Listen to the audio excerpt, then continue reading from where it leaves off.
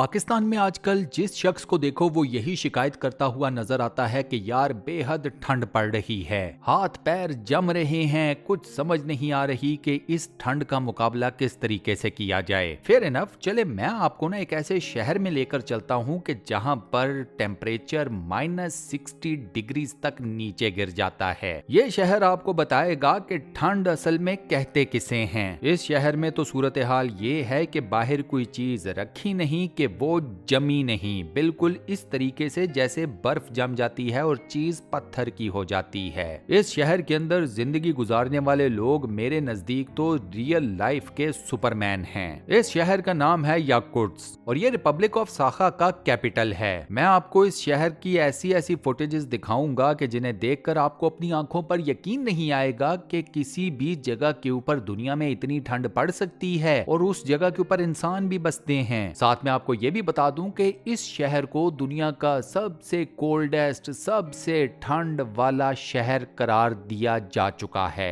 इस शहर के बारे में और क्या हैरत अंगेज मालूमात हैं वो आपको बताता हूं, लेकिन आपने सिर्फ इस वीडियो को शुरू से लेकर आखिर तक पूरा जरूर देखना है। आपका टाइम नहीं जाया करता, तो चलिए शुरू करते हैं। इस शहर के अंदर टेम्परेचर अक्सर जो जाकर गिरता है वो रीडिंग है -60 सेल्सियस की। जहन में रखिएगा कि 0 के ऊपर पानी जम जाता है। 0 is the start of freezing point. यहाँ गेम जाती है -60 डिग्री के ऊपर। आप नूडल्स लें, उनको जाकर बाहर रखें तो ये नूडल्स 2 मिनट के अंदर बिल्कुल बर्फ के बन जाएंगे और उसके बाद ये खाने के काबिल नहीं रहेंगे। यहाँ पर आप देख सकते हो कि वो स्पून जिससे नूडल्स उठाए गए थे और वो स्पून एक सेब के साथ उसमें घुसा कर उसे सहारा दिया गया था। सेब के अंदर भी वो स्पून जम गया और उस स्पून को टूटना पड़ा, वो सेब से निकला नहीं। इस शहर के अंदर खुदा न खास्ता अगर आप किसी भी किस्म का गोश्त, किसी वो जानवर का है, किसी इंसान का है, वो किसी मेटल की चीज के साथ टच हो गया और थोड़ी देर तक ये दोनों यानी कि मेटल और वो गोश्त इसी पोजीशन में रहे, तो फिर भाई साहब उस गोश्त को उस मेटल के पीस से अलग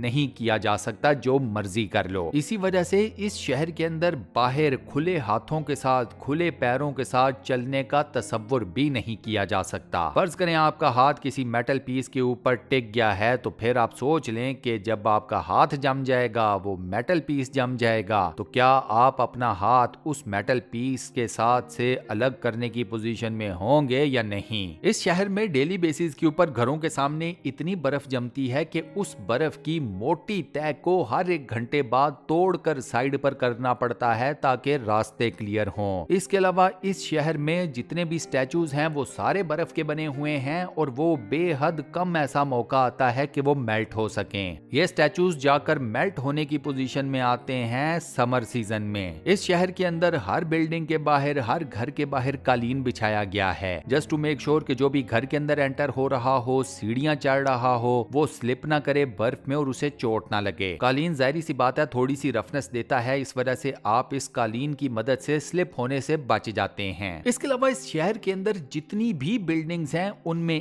1 नहीं 2 नहीं बल्कि 3 मेन दरवाजे लगाए गए हैं। वो दरवाजे जिनसे आप बिल्डिंग के अंदर एंटर होते हैं। ये तीनों दरवाजे इंतहाई स्पेशल किस्म के दरवाजे होते हैं जिनका काम होता है कि बिल्डिंग के अंदर ठंड को आने से रोका जाए। तीनों दरवाजों के बीच में गैप रखा जाता है जस्ट टू मेक श्योर कि ठंड ना अंदर आ सके किसी भी तरीके से। एक और आपको मजे की बात ये बताऊं कि इस शहर के अंदर बच्चों के स्कूल्स बंद नहीं होते। -50 डिग्री वो टेम्परेचर है कि जिस टेम्परेचर को मद्देनजर रखते हुए इस टेम्परेचर तक बच्चों के स्कूल खुले रहते हैं। टेम्परेचर जब -50 से नीचे गिरता है, -55, -60 या कोई भी और -50 से नीचे की रीडिंग, तब जाकर बच्चों के स्कूल्स को बंद किया जाता है। -50 तक बच्चे भी रेगुलर स्कूल जाते हैं। स्कूल्स के बाहर जो प्ले ग्राउंड्स हैं उनमें खेलते भी हैं, स्लाइड्स भी लेते हैं। तो -50 का टेम्परेचर बच्चों के लिए भी वहां पर नॉर्मल ही है। इस शहर के अंदर आप अगर गुब्बारों के अंदर पानी भरें और उसके बाद इन गुब्बारों को ले जाकर बाहर रख दें, पानी से भरी हुई छोटी छोटी बोतलों को भी अगर साथ रख दें, तो ज्यादा टाइम नहीं गुजरेगा, ये सब कुछ बर्फ का बनकर जम जाएगा। गुब्बारों के अंदर आपको पानी मिलेगा स्नोबॉल्स की सूरत में। वाटर बॉटल्स ऑलरेडी फ्रोजन हो चुकी होंगी, तो आप इन स्नोबॉल से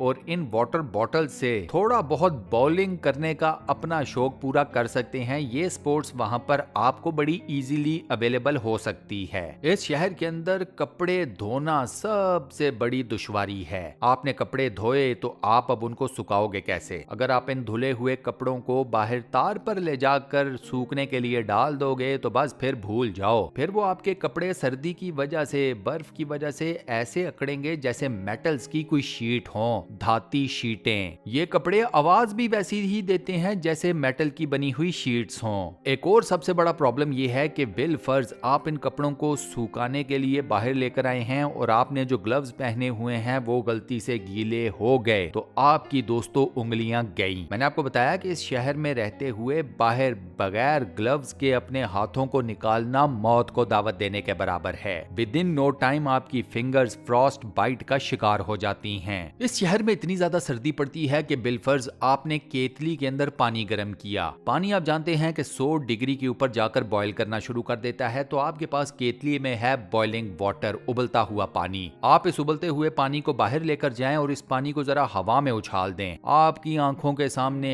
ये खोलता हुआ पानी आइस के क्रिस्टल्स में कन्वर्ट हो जाएगा विद इन नो टाइम। इससे आप अंदाजा लगा लें कि इस शहर में जो ठंड है वो किस लेवल पर जा चुकी है। इस शहर की कहा जाता है कि कुल आबादी तकरीबन 3 लाख नफूस के ऊपर मुश्तमिल है। सर्दियों में यहाँ पर सिर्फ 5 घंटे सूरज चमकता है दिन के 24 घंटों में से। समर सीजन मुश्तमिल होता है जून, जुलाई और अगस्त के महीनों के ऊपर। समर सीजन में यानी कि जून, जुलाई, अगस्त में इस शहर के अंदर टेम्परेचर चढ़ जाता है 16 डिग्री से लेकर 19 डिग्री के बीच में। समर सीजन में एक और फायदा ये है कि इस शहर के अंदर सूरज चमकता है 20 घंटे। इसी वजह से समर सीजन में एवरेज टेम्परेचर जो है वो 15 डिग्री से लेकर 19 डिग्री के बीच में कहीं रहता है। इस शहर के अंदर 20 मिनट का फासला आप 1 घंटे में तय करते हैं। मैं बात कर रहा हूँ पैदल चलने की। रीजन ये है कि चलते हुए हर 5 मिनट के बाद आपको अपने आप को वार्म करना पड़ता है। सवाल ही पैदा नहीं होता कि आप अपने घर से निकलें और जाकर ब्रेक मारें उस जगह के ऊपर जहां पर आपको पहुंचना है। बीच में आपको जगह जगह स्टॉप करना पड़ेगा और अपने आप को वार्म रखना पड़ेगा। एक ही स्ट्रेच में एक जगह से दूसरी जगह पहुंचने के बारे में इस शहर के अंदर सोचिएगा भी मत, जान से जाएंगे। अब सवाल ये पैदा होता है कि इस दुनिया के मुश्किल तरीन शहर में लोग रह क्यों रहे हैं। उसकी दोस्तों 2 मेजर रीजंस हैं। पहला ये कि इस शहर के अंदर ऑयल एंड गैस के बेशुमार रिजर्व्स हैं। दूसरा, इस शहर के गिरदोनवा में हैं बेतहाशा हीरों की कानें, डायमंड माइंस। इन दोनों मेजर बिजनेसेस होने की वजह से इस शहर के अंदर लोग इतने एक्सट्रीम टेम्परेचर में भी रहने पर मजबूर हैं। अब जहां पर इस शहर में रहने के इतने नुकसानात हैं तो चलो एक छोटा सा फायदा भी आपको बता देता हूं कि आपको कील ठोकने के लिए किसी भी हथौड़ी की जरूरत नहीं पड़ती। यहाँ पर एक केला लें और उसे कुछ देर के लिए बाहर रख दें, वो हथौड़ी जैसा ही सख्त हो जाएगा, लोहे जैसा सख्त हो जाएगा और उसके बाद उसी केले का इस्तेमाल करते हुए जहां मर्जी कील ठोकना है आप ठोक सकते हैं। घरों के अंदर सेंट्रलाइज्ड हीटिंग सिस्टम की सहूलत मौजूद है, लिहाजा घरों के अंदर आपको इतनी ज्यादा ठंड फील नहीं होती। लोगों ने अपने घरों में आम से कमरे बनाए हुए हैं जिनको वो स्टोरेज रूम के तौर पर इस्तेमाल करते हैं और अपने गोश्त वगैरह या अपना मीट आइटम्स जितने भी हैं उनको बाल्टियों में डालकर सिर्फ इस कमरे में रख देते हैं। किसी डीप फ्रीजर की आपको जरूरत नहीं पड़ती, किसी भी और फ्रीजिंग मैकेनिज्म की आपको कोई जरूरत नहीं पड़ती, बिजली की फुल बचत। और दोस्तों इन्हीं अमेजिंग फैक्ट के साथ हम अपनी आज की इस वीडियो को यहाँ पर करते हैं दी एंड। आज की ये वीडियो आपको कैसी लगी, वॉइस ओवर कैसा लगा, मुझे नीचे कमेंट सेक्शन में जरूर बताइएगा। वीडियो को बंद करने से पहले आपसे एक छोटी सी रिक्वेस्ट, और वो ये कि अगर आपने अभी तक हमारे इस चैनल को सब्सक्राइब नहीं किया हुआ तो बराए मेहरबानी चैनल को सब्सक्राइब जरूर कर लें और साथ बने हुए बेल के आइकन को लाजमन प्रेस कर दीजिएगा।